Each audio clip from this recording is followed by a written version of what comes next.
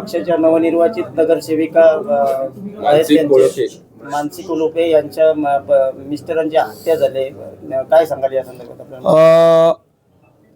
अत्यंत दुःख होतंय, कारण निवडणूकचा निकाल 21 तारखेला लागतोय काय आणि 1 आठवड्यामध्येच तिच्या पतीची हत्या होते काय, हे दुर्दैवी बाब आहे. कारण ते त्यांना कालोख्याच्या पत्नीला म्हणजे कालोख्याना ते निवडणुकीत हरवू शकले नाही आहेत आणि म्हणून त्या राष्ट्रवादीच्या जिवारी लागलेला असावा असं आम्हाला वाटतंय. कारण हा सगळा खेळ त्यांचाच दिसतोय, कारण त्यांचेच उमेदवार तिथं उभे होते.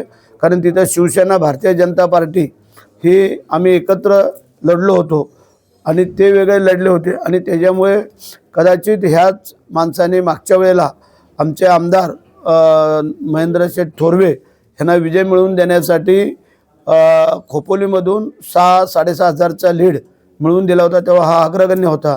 आता पण सत्ता आणण्यामध्ये ह्याचा सिंहाचा वाटा आहे आणि म्हणून करता मला वाटतं की आज ही खेळी करून यांनी हा डाव साधला असावा बाहेरच्या लोकांना बोलून.